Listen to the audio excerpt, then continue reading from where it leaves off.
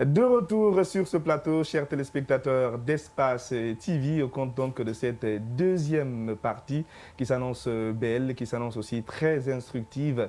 Installez-vous confortablement si vous venez à peine de nous prendre en marche. On vous rappelle d'abord qu'aujourd'hui nous avons comme thématique, nous parlons donc de la pléthore des effectifs dans les établissements d'enseignement de notre pays. Et comme deuxième invité, nous avons M. Maury Camara qui nous a rejoint. Il est le président du bureau des étudiants de l'université Gamal Abdel Nasser de Conakry. Et avec lui, on va donc essayer d'aborder aussi cette thématique pour parler un peu des réalités même de cette université. Après l'université, bien sûr, Général Lansana Conté de Sonfolia, dont on vient de parler. Il était avec nous le premier invité. Il s'agit bien sûr du chargé des affaires extérieures. Monsieur Camara, bonsoir et bienvenue. Bonsoir. Et comment ça va? Ça va un peu. Super. Donc déjà, vous savez de quoi est-ce qu'on va parler, parce que vous êtes déjà informé forcément. Donc si on vous demande de parler un peu des effectifs dans les différentes salles, parlant donc de l'université Gamal Abdel Nasser de Conakry, dont vous êtes bien sûr le président du bureau des étudiants. Quel est le constat? Qu'est-ce que vous avez à dire déjà d'entrée de jeu? Merci de nous avoir invités autour de cette émission. Je vous en prie. C'est une initiative à laquelle je mets l'occasion à profit pour saluer parce que justement, elle permet aux étudiants de venir s'exprimer et d'exposer les problèmes auxquels ils sont confrontés en longueur de journée. Effectivement. Et relativement à l'ordre du jour qui interpelle chacun de nous sur la surabondance des étudiants dans les différentes salles de classe au sein des différentes universités publiques et tout comme privées. Il faut rappeler et il faut reconnaître sans l'ombre d'aucun doute que du côté de l'université Gamal Abdel Nasser de Conakry, les autorités administratives et les autorités de l'instance rectorale aménagent un certain nombre d'efforts pour comment on appelle, atténuer, diminuer l'urgence ou la gravité des problèmes qui ressemblent à cette catégorie. Je ne veux pas dire par là qu'à Gamal, il n'y a pas de problème estudiantin. Non, c'est très loin de là. Il y a ce problème, la liste elle est très longue. Et je ne pourrais jamais me permettre de la lister complètement. Mais pourquoi Allez-y. Parce que c'est ce que je vous dis. Il y a des problèmes pêle-mêle qui surgissent à tout moment. Mais justement, pour revenir à votre question, il faut rappeler que principalement et spécifiquement sur le problème de pléthore des étudiants dans les salles de classe, l'université Gamal Abdel Nasser de Conakry tire progressivement son épingle du jeu. D'accord, on va essayer de s'intéresser aux autres problèmes que vous rencontrez au niveau de Gamal. Tout à l'heure, parlant en chiffres, j'ai dit par exemple qu'à l'université Général Lansana Conté de Sonfonia, cette année, il y a 8799 étudiants qui ont été orientés de ce côté. Et par contre, du côté de Gamal, il y a 2795 étudiants, en tout cas officiellement, qui ont été orientés. Si vous dites que vous n'êtes pas vraiment confronté à des soucis parlant d'effectifs et tout, donc ça veut dire par exemple que ces 2795 étudiants-là ont de la place et que tous les autres, il n'y a vraiment pas de soucis. Les étudiants, que tu viennes à l'heure ou pas, et quand tu arrives, il y a de la place pour tout le monde. On ne rencontre pas d'étudiants, par exemple, qui s'arrêtent à la fenêtre ou bien d'autres qui s'arrêtent derrière dans la salle. Il n'y a aucun souci lié à ça, donc à Gamal, si je comprends bien. Justement, d'abord pour le chiffre que vous avez utilisé, les 2900 et quelques, il faut dire que nous avons reçu un peu plus que ça. Parce qu'on nous a dit que c'était 3100 étudiants rentrants qui sont partis à Gamal cette année. 3100 3100, justement. Okay. Mais si je me retourne 2 mois en arrière, c'est-à-dire début février, à la rentrée des nouveaux étudiants, en ce moment, il faut reconnaître que justement dans les salles de classe, il y avait une situation pléthorique parce que les autorités, c'était un peu plus subite pour eux de s'adresser, de faire face aux problèmes. Mais je vous le dis, je parle en connaissance de cause. Je suis le président des étudiants à ce niveau et je ne parle pas pour justement avouer quelque chose qui n'existe pas. Donc les autorités ont fait face aux problèmes parce que nous, les membres du bureau exécutif, on s'en est saisi du dossier, on est allé faire les rencontres. Voilà, au sein du bloc administratif, on les a expliqués, on a dit que justement ça ne va pas parce que si ça continue comme ça, il faut le savoir, je le rappelle, les étudiants sont là pour étudier et les autorités pour créer les conditions afin que ces études se passent en tout cas, dans de meilleures conditions. Dans les meilleures conditions, dans les meilleurs conforts, d'accord. Et donc, quand on a été, on les a rencontrés, ils ont dit qu'il n'y a pas de problème, qu'ils vont rappeler le ministère et leur dire que ça ne va pas du côté de Gamal. Et c'est ce qu'ils ont exactement fait, parce que 2 semaines, 3 semaines plus tard, on a vu que les étudiants qui s'arrêtaient à la fenêtre pour suivre le cours à travers les trous de fenêtre, ou dans la salle même qui s'arrêtaient pour justement pouvoir prendre note ou quelque chose, s'asseoir même à terre pour pouvoir suivre le cours, on a vu que ça n'existait plus. D'accord. Le problème, ça n'existait. Et je vous dis, on a fait un sondage. On a fait un sondage avec mon bureau, les éléments de mon bureau exécutif. On a sillonné un peu partout dans les salles de classe de Gamal et on a interrogé quelques étudiants. On les a dit, écoutez, est-ce que maintenant là, votre situation pléthorique, elle est comment? Est-ce qu'elle est réglée ou est-ce qu'elle est en cours de résolution? D'accord. Ces étudiants nous ont répondu en ces termes. Et nous, on peut parfois suivre le cours sans voir le professeur. Et j'ai demandé à un autre qui m'a dit, on peut suivre le cours, on entend le professeur, on ne le voit pas. L'autre me dit, on le voit mais on ne l'entend pas. D'accord. Ça c'était au début, début février. Et ça c'était dû justement à ce à la manque de place là, carrément. Vous dites, à la rentrée des nouveaux étudiants. Bien sûr. Début février. Mais maintenant là nous sommes en avril. Et ça n'existe plus, en tout cas d'après ce que je remarque et d'après ce que les étudiants même me disent quotidiennement. C'est que c'était compliqué hein, des fois de suivre un cours sans entendre le professeur, mais sans le voir et tout. On va se partir avec toi, une question. Oui, Chiplo, je suis vraiment estomaqué parce que si à Symphonia on parle de problèmes de place, on parle de problèmes de ventilateurs, d'amplification. À Gamal également on évoque un problème de confort. Au début. Oui, au début. C'est juste pour dire au Premier ministre, parce que nous tous, nous l'avons suivi cette semaine par rapport à sa déclaration de politique générale. Il faut dire au Premier ministre que l'enseignement supérieur a une priorité, Chiplo. Donc on ne peut pas abandonner comme ça l'enseignement supérieur. Et je vais juste donner un exemple. C'est-à-dire tu ne peux pas, en construisant une maison, tu ne peux pas faire la fondation et apporter tout ce qu'il faut apporter et refuser de mettre la charpente. Donc encore une fois, c'est qu'on n'est pas d'accord avec cette sortie du Premier ministre. À ce niveau-là, moi, personnellement, je vais dire qu'il a fait une mauvaise communication. Aujourd'hui, l'enseignement supérieur a besoin d'un appui. L'enseignement supérieur a besoin d'un appui du côté de la recherche. Les enseignants-chercheurs ont besoin vraiment d'être, c'est-à-dire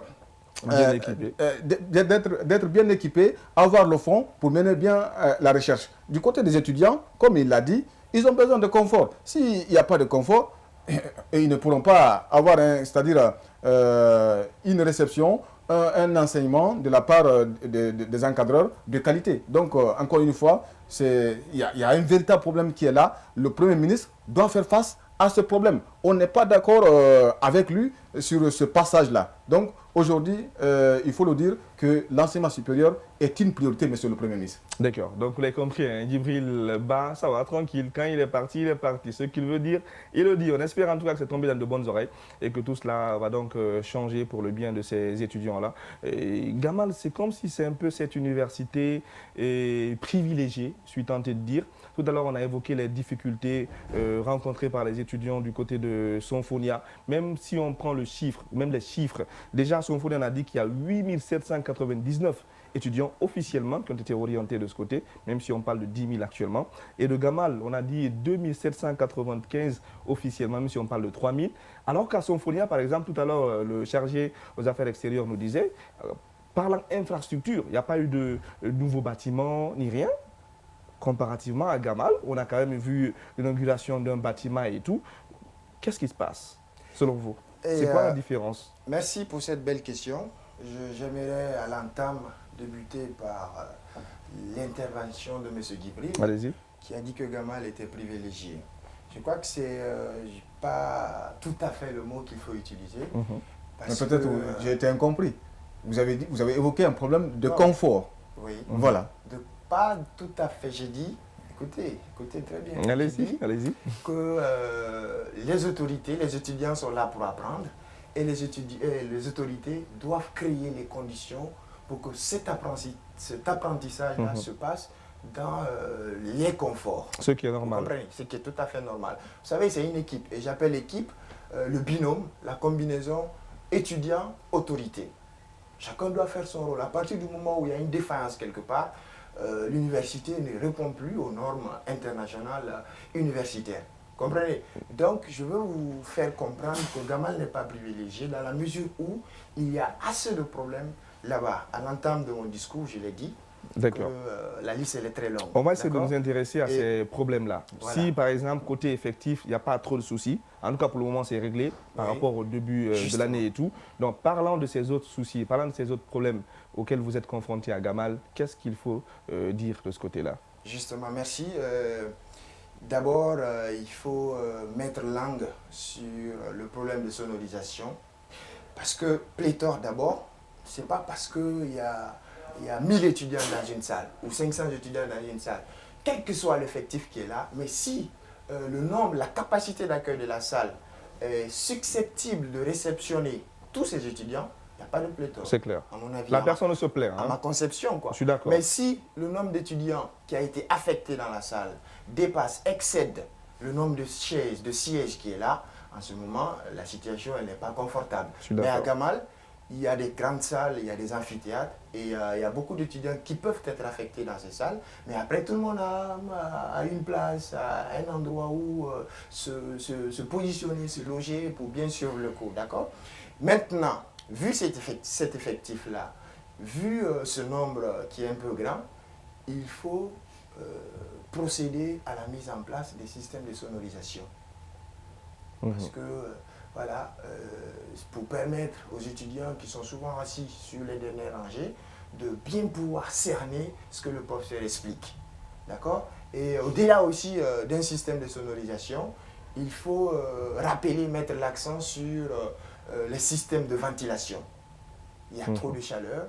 Quand il y a beaucoup de gens, il y a forcément une émission de chaleur. Effectivement. Donc il faut compenser ça à travers... C'est ce que j'ai évoqué tout à l'heure. À travers... D'accord, d'accord. Peut-être qu'on est sur la même longueur d'onde, mais on ne s'est pas compris. Donc il faut compenser ce problème à travers comment on appelle, la mise en place d'un système de ventilation. Et pourquoi pas un système de climatisation? Parce que, je vous parle en connaissance de cause, hein, les ventilos ont le pouvoir de diminuer la sueur, mais pas la chaleur. Seule la climatisation peut diminuer la chaleur dans une salle. Et aujourd'hui, à Gamal, dans certaines salles, il y a la climatisation qui est là. Et je crois que les autorités sont en train progressivement de généraliser cette circonstance. D'accord, en train donc progressivement d'essayer donc de trouver des solutions à tout cela. Donc hormis un peu ces deux soucis-là que tu as eu à énumérer, parlant de la sonorisation, parlant de la ventilation de ce système-là et tout pour faire en sorte qu'il fasse moins chaud dans les salles, est-ce qu'il y a d'autres soucis liés par exemple à l'accès à la bibliothèque, l'accès à l'Internet? Est-ce que vraiment tout est regroupé pour faire en sorte que les étudiants étudient bien? Par exemple, à Gamal, par exemple, on sait qu'il y a beaucoup d'étudiants qui suivent des options beaucoup plus techniques et tout. Au niveau des labos, par exemple, comment ça fonctionne? Est-ce qu'il y a vraiment l'équipement qu'il faut, par exemple, au niveau de ces différents laboratoires, par exemple? Tous les laboratoires ne sont pas équipés, mais quelques-uns, avec surtout la demande que le rectorat a adressée à certains partenaires. Ces laboratoires sont en train d'être équipés. Mais pour le moment, je le sais, parce que j'échange quotidiennement avec les étudiants, on se plaint du non-équipement de certains laboratoires, chose qui est nécessaire. Parce que, il faut le dire sans être sceptique là-dessus, malgré l'assiduité ou la ponctualité d'un étudiant au sein de son institution d'enseignement, si à chaque fois les cours qu'il bénéficie sont des cours théoriques ou quelque chose dans le genre, et jamais ce n'est suivi, ce n'est accompagné de pratique, il faut quelque part rappeler que cette formation est limitée. Et donc c'est dans ce sens que devant ces caméras, je lance l'appel aux autorités universitaires, aux autorités ministérielles, gouvernementales, de faire en sorte d'équiper les laboratoires de l'université le plus rapidement possible.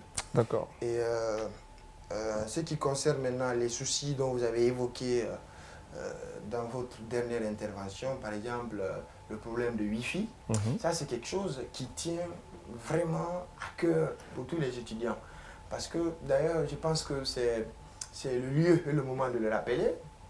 Le président, il a dans ses initiatives de mettre le Wi-Fi dans tous les coins et recoins, en tout cas les grands carrefours de la Guinée. Même si avoir les initiatives et concrétiser ces initiatives-là, des fois il y a... J'ai vu le panneau, une fois je me rendais en ville, j'ai vu le panneau, c'était carrément écrit là-dessus, projet présidentiel. Mais c'était à l'approche des élections aussi. Justement, d'accord, je ne vais pas... Tu veux dire que c'était purement politique. Si on concrétise, ça sera très bon pour les étudiants, comme il a dit. Les étudiants ont besoin de cela pour faire des recherches, pour essayer vraiment de bien se former et tout. Mais il ne faut pas juste que ce soit des annonces, quoi. Donc, hormis cela, qu'est-ce qu'il faut aussi? Est-ce qu'à Gamal, par exemple, vous avez une bibliothèque qui est bien équipée, qui est accessible? Est-ce que sur ce plan-là, par exemple, il n'y a aucun souci? Il y a une bibliothèque, parce qu'en 2017, Conakry, capitale mondiale du livre, et donc à cette occasion, ils ont profité, ils ont mis l'occasion à profit pour équiper davantage, renouveler la bibliothèque universitaire. Et donc, moi-même qui vous parle, je me suis inscrit au sein de cette bibliothèque et constamment je pars pour faire la lecture. Il faut le rappeler, il y a quand même des documents, mais pas toutes sortes de documents. Donc là aussi à ce niveau, il y a un besoin d'enrichissement documentaire de la bibliothèque. Et il y a un autre problème qu'il faut évoquer, qu'il faut signaler, c'est le problème de transport pour les étudiants. Le problème de bus. Voilà, il faut le dire sans scepticisme, parce que chaque matin, vous pouvez être à l'heure à la gare routière, c'est-à-dire que vous vous levez à 4 heures, en ce moment, vous n'êtes pas en retard. Et 6h ou 5h30 vous trouvez à la gare routière, en ce moment, vous n'êtes pas en retard. Mais après, il n'y a pas de véhicule. En ce moment, vous êtes obligé d'attendre encore et encore pour qu'un véhicule vienne vous prendre. D'accord. Vous, par exemple, parlant de cet aspect transport, en tant que président des étudiants de l'université Gamal Abdel Nasser de Conakry, qu'est-ce que vous proposez concrètement? Parce que parlant de transport, c'est toutes les universités qui sont affectées par cela, privées, publiques y compris, même, comment j'ai appelé ça, les lycées, collèges et tout. Vous, concrètement, qu'est-ce que vous proposez par rapport à ça, pour pallier à cela? Justement, il n'y a pas 36 alternatives. La solution la plus concrète qui me traverse l'esprit, c'est bien entendu de doter les différentes universités des bus. Et il y a beaucoup d'entreprises, par exemple Al-Bayrak, qui est là, une entreprise turque qui envoie les bus en grande quantité, en tout cas à la Guinée. Et pourquoi pas, par exemple, le ministre ou une délégation gouvernementale soucieuse de ce problème, d'effectuer le déplacement pour aller justement faire la rencontre du directeur général de l'entreprise pour lui dire que il faut négocier des bus, même si ce n'est pas nouveau, parce que ce que nous, ou même si les étudiants après vont payer un petit montant, par exemple justement, symbolique, pas forcément tout que cela, ce soit on peut gratuit. rentabiliser d'une façon ou d'une autre, par exemple. Voilà, pas forcément que ce soit gratuit, mais on aurait souhaité qu'on ait des bus pour faciliter le transport. Est-ce que vous comprenez? Parce qu'avec les bus gouvernementaux qui sont sur l'axe autoroute Prince, il faut le dire, parce qu'on est victime chaque jour. C'est un problème qu'on le vit. Voilà. Donc, même pour monter dedans, il y a cette série de bousculades qui est là à la porte. Et quand vous êtes dedans, il y a souvent des étudiants qui sont victimes de vol. Bien sûr. Et parfois, il faut profiter pour faire connaître tout le monde que c'est un problème qui insiste et qui persiste. Parfois, il y a même des étudiantes qui sont victimes de toucher sexuels. Vous comprenez? Ce qui est grave. Ce qui est très grave. Ce qui est très grave, c'est pourquoi nous disons au gouvernement de négocier, ne serait-ce que des bus payants, afin que les étudiants puissent avoir justement des moyens de transport à leur niveau. D'accord, il n'y a pas de problème. On poursuit avec toi, Djibril, après bien sûr l'intervention de Camara. Oui. Rapidement, parce qu'on est pris par le temps, il a lancé des appels, c'est extrêmement important. Et récemment, il faut le rappeler, hein, Chiplo, le ministre de l'Enseignement supérieur et de la Recherche scientifique, était à Sonfonia. Avec sa délégation, ils ont procédé à un état de lieu. Donc, je pense qu'il a fait pour Gamal.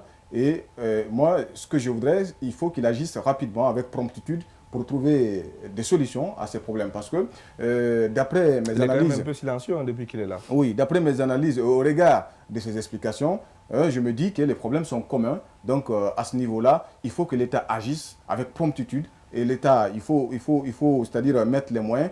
Et l'autre aspect que je voudrais ajouter par rapport à ces explications, c'est que l'État a souscrit à un certain nombre de principes, aux normes, par rapport à la qualification du système éducatif. Donc, à partir du moment que l'État est décidé à le faire, je pense que ces problèmes-là, c'est des problèmes mineurs. Donc, l'État peut rapidement trouver des solutions à cela. Donc, c'est regrettable d'entendre cela dans cette émission. En tout cas, si c'est une priorité de l'État, c'est sûr qu'une solution sera trouvée à cet effet. Merci beaucoup à vous, chers téléspectateurs, d'être toujours là. Nous sommes donc au compte de votre émission que vous aimez bien, Face à la réalité.